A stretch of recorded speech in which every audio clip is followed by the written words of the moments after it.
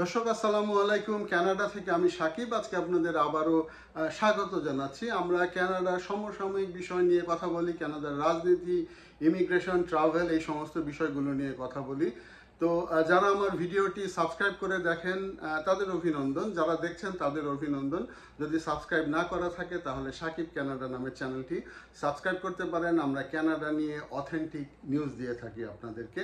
তো আজকে একটু কথা বলবো যে কানাডার প্রাইম মিনিস্টার জাস্টিন ট্রুডোর ক্ষমতার হয়তো শেষ সময়ে রয়েছেন এবং ফল সেশন শুরু হয়েছে আজ 16ই সেপ্টেম্বর কানাডার ফল সেশন শুরু হয়েছে এবং এই ফল সেশনে হয়তোবা প্রাইম মিনিস্টার জাস্টিন ট্রুডোর বিদায় নিতে হতে পারে। আমি বললাম হয়তোবা কেন সেটা যদি একটু বিশ্লেষণ করি, যে আপনারা জানেন যে গত সপ্তাহে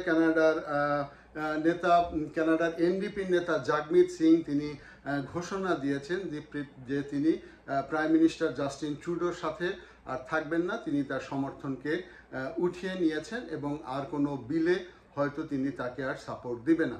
এবং আপনারা জানেন যে প্রাইম মিনিস্টার জাস্টিন ট্রুডো 2015 সাল থেকে কানাডার ক্ষমতায় আছেন এবং কানাডার ক্ষমতায় তিনি আছেন এবং প্রথমবার ছাড়া বাকি দুইবার কিন্তু জাগমিত সিং এর সমর্থনে অর্থাৎ এনডিপি সমর্থনে তিনি টিকে রয়েছেন।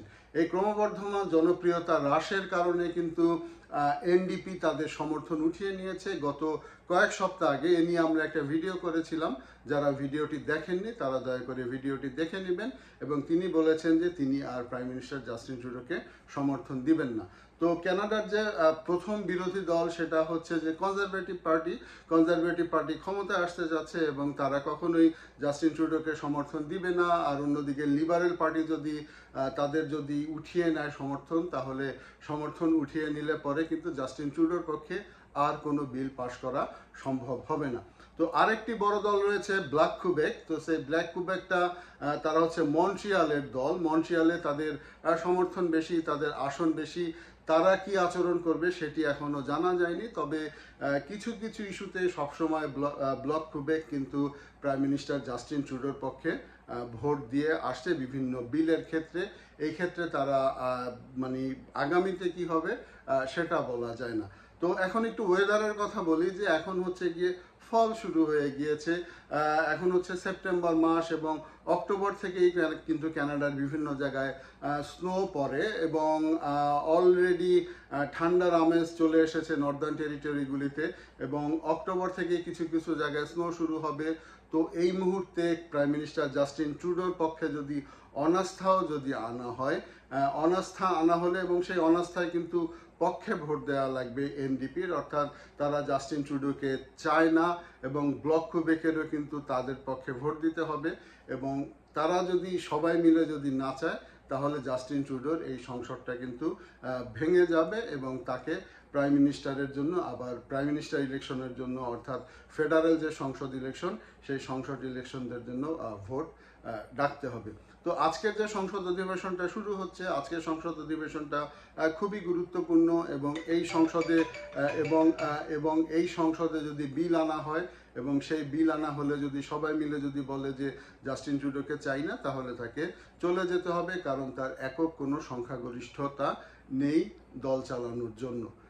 এখন প্রশ্ন হচ্ছে যে অনাস্থা যদি আনে, জাস্টিন ট্রুডোর প্রতি সমর্থন উঠিয়ে নেওয়া এনডিপির, এর মানে কিন্তু এই নয় যে তারা যে অনাস্থা বিল আনবে সেই অনাস্থা বিলে কিন্তু যে তারা কনজারভেটিভের পক্ষে ভোট দিবে, বিষয়টা কিন্তু সেরকম না। সেই ধরনের কোনো কিছু কিন্তু তারা বলেনি।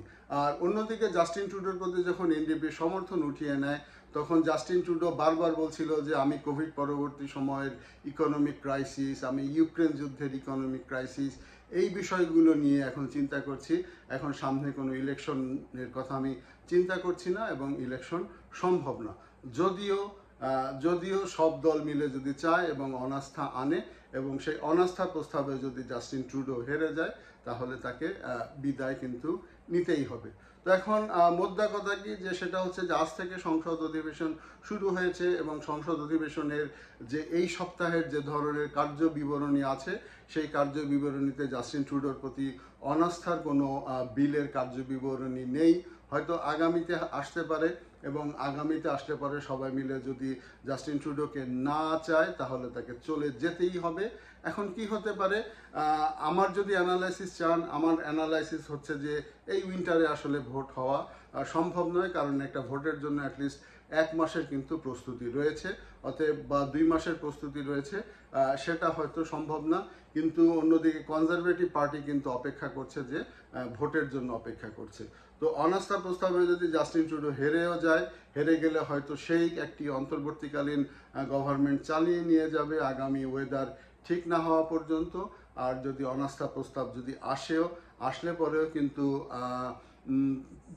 কনজারভেটিভ পার্টি সব দলকে ম্যানেজ করতে পারবে কিনা সে বিষয়ে সন্দেহ রয়েছে। অর্থাৎ জাস্টিন ট্রুডোর প্রতি সমর্থন উঠিয়ে নেওয়া মানি যে এনডিপি যে কনজারভেটিভের পক্ষে ট্রুডোর অনাস্থার জন্য আনবে, সেটা কিন্তু না।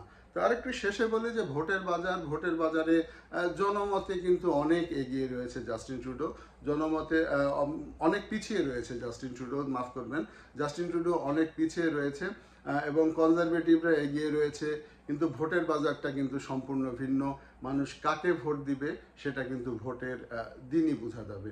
মানুষ অনেক ক্ষেত্রে জাস্টিন ট্রুডোর প্রতি বিরক্ত, ইমিগ্রেশন ইস্যু নিয়ে বিরক্ত, ইকোনমি নিয়ে বিরক্ত, এবং জাস্টিন ট্রুডো বারবার হাউজিং ক্রাইসিস নিয়ে বিরক্ত। মানুষ বিরক্ত হচ্ছে গিয়ে দ্রব্যমূল্যের প্রতি বিরক্ত, মানুষ বিরক্ত হচ্ছে যে ইন্টারেস্ট রেট অনেক বেড়ে গিয়েছে তা নিয়ে বিরক্ত। তো সব মিলিয়ে জাস্টিন ট্রুডো আসলে কোভিড পরবর্তী সময় ইউক্রেন যুদ্ধ, ইউক্রেন থেকে লক্ষ লক্ষ রিফিউজিকে আনা, তো সব মিলিয়ে জাস্টিন ট্রুডোর সময়টা খারাপ যাচ্ছে না। এবং হয়তো আর্লি ইলেকশন হতেও পারে, আবার নাও হতে পারে, কিন্তু তারপরেও যে ভোটের বাজার, সেই ভোটের বাজারে কি হয় সেটা আসলে ভোট না হওয়া পর্যন্ত বলা যায় না। আর অন্যদিকে একটি বিষয় যে কনজারভেটিভ পার্টি যে বলছে যে তারা কিভাবে দেশ চালাবে সেটা কিন্তু তারা বলছে না। অর্থাৎ এই ইমিগ্রেশন নিয়ে তাদের চিন্তা কি সে বিষয়ে তারা মুখ খুলছে না। তো মানুষ যে 100% যে তাদের উপরও নির্ভর করছে তা কিন্তু না। তো দেখা যাক এখন অনাস্থা আসে কিনা, অনাস্থা আসলে এনডিপি বা ব্লক কুইবেক জাস্টিন ট্রুডোর বিপক্ষে ভোট দেয় কিনা। যদি বিপক্ষে ভোট না দেয় তাহলে আলটিমেটলি আগামী বছর ফলে ইলেকশনটা হবে এবং এই উইন্টারে অন্তত আপাতত কয়েক মাসে ইলেকশন হওয়া সম্ভব না বলে আমার ধারণা। তবে তারপরেও শেষ পর্যন্ত কি হয় তা কেউ বলতে পারে না। চোখ রাখুন আমার চ্যানেলে, নতুন কোনো আপডেট থাকলে অবশ্যই জানিয়ে দিব। এতক্ষণ সঙ্গে থাকার জন্য ধন্যবাদ। আসসালামু আলাইকুম।